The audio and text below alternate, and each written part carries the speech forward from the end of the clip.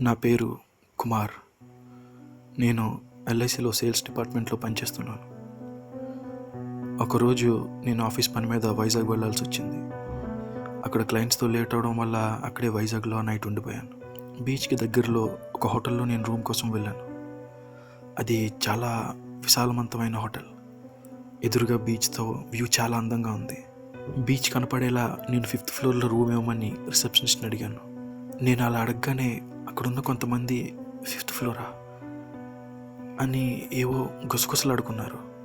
Receptionist 5th ఫ్లోర్లో 2 రూములు మాత్రమే ఉన్నాయని, అందులో ఒకటి మీకు ఇస్తానని చెప్పింది.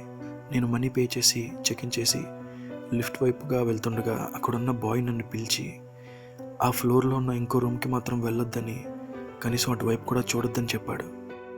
ఆ రూమ్ నేను తీసుకున్న రూమ్ పక్కనే ఉంటుందని, కానీ ఆ రూమ్కి ఏ నెంబరు ఉండదన్నాడు. నేను అప్పటికే బాగా టైర్డ్ అయిపోవడం వల్ల ఎందుకు ఏంటి అని అడగకుండా నా రూమ్కి వెళ్ళిపోయాను. రూమ్కి వెళ్ళిన కొద్దిసేపటికి నాలో కుతూహలం మొదలైంది. అసలు ఆ రూమ్లో ఏముందో చూడాలనిపించింది. నేను బయటకు వచ్చి ఆ రూమ్ డోర్ ఓపెన్ చేయడానికి ట్రై చేశాను, కానీ అది లాక్ చేసింది. డోర్కి ఉన్న కీ హోల్ నుండి ఆ రూమ్లో ఏముందో చూశాను. ఆ రూమ్ సేమ్ నా రూమ్ లాగే ఉంది. ఫర్నిచర్, బెడ్, లైట్ అన్నీ సేమ్ ఒకేలా ఉన్నాయి.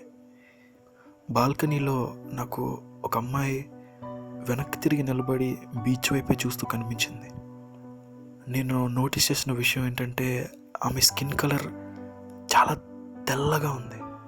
నేను డోర్ నాక్ చేద్దాం అనుకుని అప్పటికే చాలా లేట్ అవడం వల్ల నా రూమ్కి వెళ్ళిపోయాను. తర్వాత రోజు ఉదయం నేను చెక్అవుట్ చేసే ముందు మళ్ళీ ఒకసారి ఆ రూమ్ కీ హోల్ నుంచి చూశాను. నాకు ఈసారి ఆ రూమ్లో ఏం కనపడలేదు. అంతా ఎర్రగా ఉంది. నిన్న నేను ఆ రూమ్లో చూసిన విషయం లోపల వాళ్ళకి తెలిసి ఆ కన్నానికి అడ్డుగా ఏమన్నా పెట్టారేమో అనుకున్నాను. కిందకు వెళ్ళి రిసెప్షనిస్ట్తో జరిగిన విషయం అంతా చెప్పి వాళ్ళకి సారీ చెప్పమని చెప్పాను. ఆమె భయంతో వణికిపోతూ, సార్, ఆ రూమ్లో 2 నెలల క్రితం ఒక అమ్మాయిని హత్య చేశారు.